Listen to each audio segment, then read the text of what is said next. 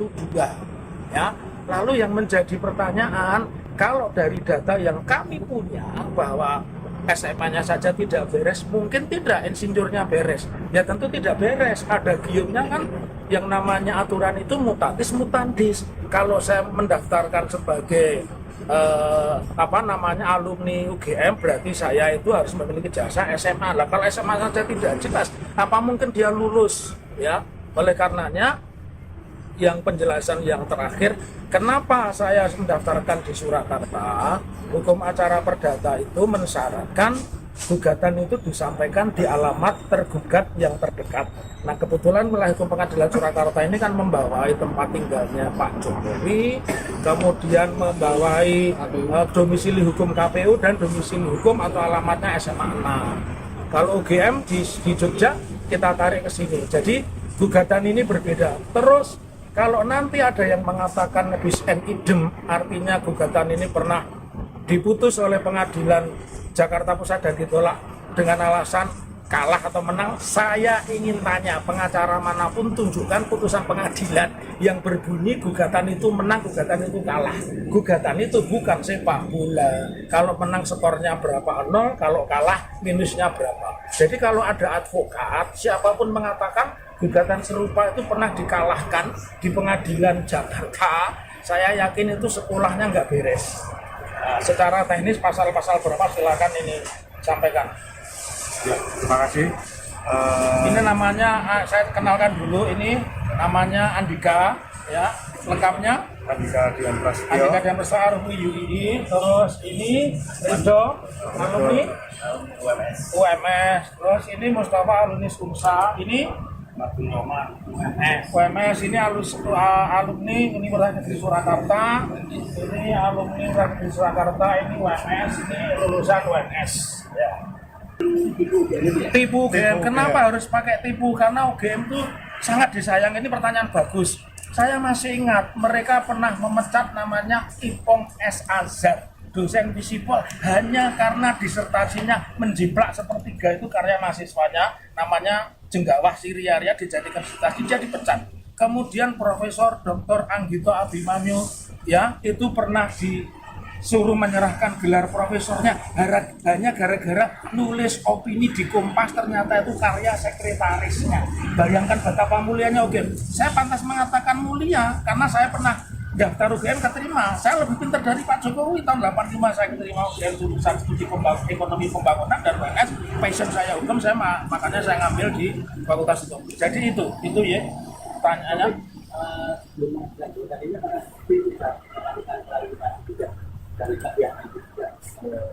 Biar yang jawab ini.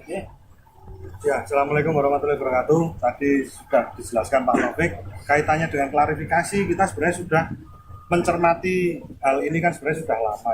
Kebetulan saya sendiri adalah kami ada sebagian dari pengacara tipu UGM ini juga pernah mendampingi Gus Nur dan Bambang Tri dalam perkara pidana. Di situ adalah muatannya Bambang Tri dan Gus Nur itu kan dituduh untuk menyebarkan kabar bohong, yang mana mereka ini mempertanyakan ijazahnya Jokowi. Nah, dalam persidangan itu seperti teman-teman media ketahui, kita tidak pernah melihat adanya ijazah Jokowi asli itu diperlihatkan, tidak pernah. Menyambung dengan pernyataan yang tadi diutarakan Pak Taufik, kaitannya dengan kuasa hukum Pak Jokowi atau nantinya yang akan ditunjuk sebagai kuasa hukum ya. Kemarin kan ada beberapa lawyer yang konferensi pers, jadi mereka bilang bahwa sudah 2 kali menang, mau apa lagi, mau membuktikan apa lagi, kan pertanyaannya seperti itu. Tadi sudah singgung Pak Taufik bahwa kalau menang ditunjukkan di mana, dan jadi ini juga sekaligus untuk pendidikan untuk masyarakat umum. Jadi pengadilan ini bukan tempat untuk berlomba, bukan tempat untuk menang kalah. Di sini tempat mencari benar salah. Kita mencari keadilan di tempat ini, di lokasi ini kemuliaan dari pengadilan. Jadi tidak ada yang namanya menang kalah.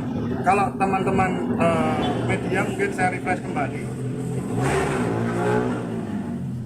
Pertama kali gugatan itu diajukan oleh Bambang Tri, yang kemudian dicabut karena Bambang Tri dijadikan tersangka dan ditahan. Otomatis secara legal standing, dia kesulitan untuk membuktikan. Terus yang kedua adalah setelah Bambang Tri itu ditahan oleh rekan kita, Bang Ahmad, Bang Egi dan lain sebagainya melakukan gugatan di Jakarta, itu pun juga tidak ada yang menyatakan itu menang atau kalah, tetapi di situ dinyatakan NO, yang artinya adalah bahwa pengadilan itu merasa tidak berhak untuk mengadili perkara tersebut. Jadi belum sampai masuk ke substansi, belum masuk ke pokok perkara, belum masuk ke pertanyaan-pertanyaan dan lain sebagainya. Nah, kali ini yang kita mau mempertanyakan sebenarnya satu. Itu tadi kan ada klarifikasi dan lain sebagainya. Teman-teman media di sini saya yakin ada yang dari Tempo, ada yang dari Detik, ada yang dari Tribun News dan lain sebagainya yang tidak bisa saya sebutkan satu persatu, tetapi saya yakin semua pasti ada datanya. Semua pasti rekam jejak digital berita itu pasti ada. Yang pertama kali Jokowi pernah bilang, Pak Jokowi di Universitas Islam Indonesia pada 70 tahun peringatan, beliau bersama Prof. Mahfud dan Buya Syafi'i Ma'arif ditanya ijazah IP kamu berapa, Pak Mahfud? Pak Mahfud jawab 3,8. Tapi Pak Jokowi dengan jelas dia menyatakan bahwa saya IPK-nya di bawah 2. Itu yang nulis Tempo. Itu pertama. Yang kedua, ada berita banyak yang kami kutip dari YouTube-nya Kesekretariatan Negara. Di situ menampilkan video bahwa Pak Jokowi itu berkunjung ke UGM. Di situ beliau sangat yakin dan memanggil yang namanya Pak Kasmujo. Itu adalah seorang pembimbingnya dia. Menurut Pak Jokowi itu yang Pak Kasmujo ini kan orangnya galak dan lain sebagainya. Nah, itu kan bisa teman-teman verifikasi sendiri. Masa sih di akun Sekretariat Negara loh, ini bukan buatan kami. Jadi itu Sekretariat Negara. Nah, kami cocokkan dengan apa yang fakta yang UGM saat ini lakukan. UGM merilis ini loh ijazahnya Jokowi. Dan kami juga menemukan dari repository UGM yang kita unduh itu ada kejanggalan yang kaitannya dikaitkan dengan ijazahnya Pak Jokowi. Seperti yang teman-teman tahu sekarang bahwa ijazahnya Pak Jokowi itu hanya muncul sebelum Lebaran kemarin. Itu baru muncul lembar yang utuhnya. Yang diposting oleh siapa itu namanya?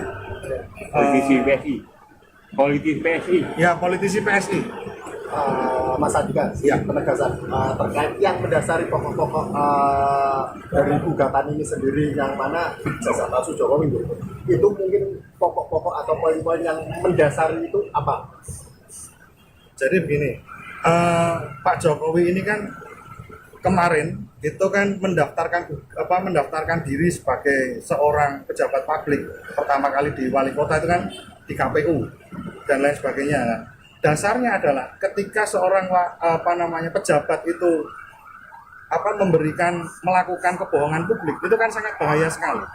Yang kita mau adalah mulai dari hari ini seperti keinginan Pak Taufik sebagai penggugat adalah bahwa ayo kita ini bernegaralah dengan jujur, bernegaralah dengan baik dan benar. Begitu. Kalau menggunakan ijazah palsu dan lain sebagainya itu ya menurut kami itu tidak benar kan begitu.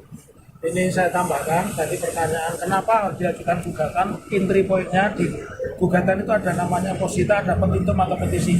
Petisi kita salah satunya menyatakan Pak Jokowi tidak pernah berijazah di SMA 6. Pak Jokowi tidak pernah kuliah selesai di namanya UGM. Dan konsekuensi hukumnya segala utang yang dibuat sebagai kepala negara yang hari ini sudah mencapai 7 triliun, kalau nanti terbukti 7.000 triliun, kalau nanti terbukti palsu, otomatis itu tanggung jawab pribadi. Kita semua tidak bisa dibebani 65 juta, orang lahir sudah harus bayar utang per orang. Jadi itu konsekuensi logisnya seperti itu. Dan itu muncul di dalam gugatan.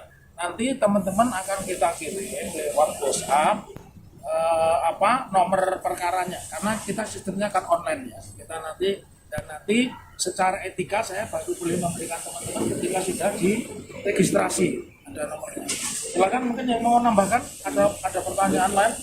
Ya, sebetulnya kan permasalahan ijazah palsu ini kan cukup simpel ya dari yang kemarin.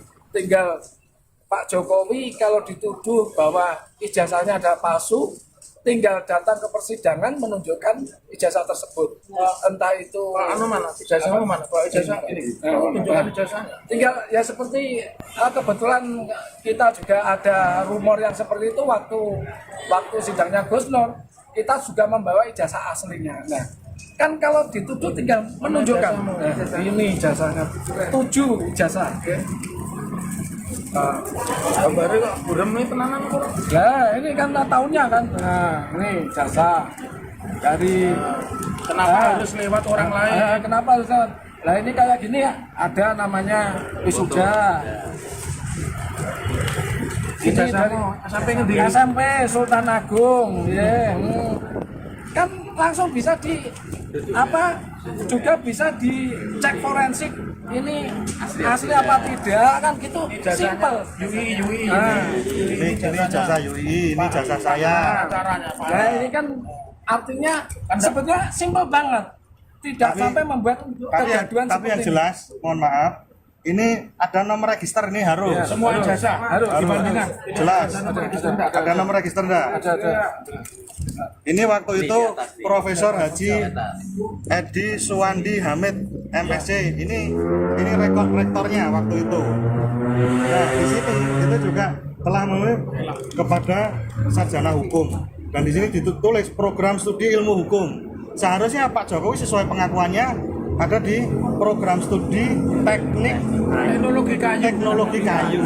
Padahal yang kita cari itu tidak ada teknologi kayu di UGM itu. Yang mencari jasa kan seperti ini semua. Dan ini yang paling penting adalah fotonya.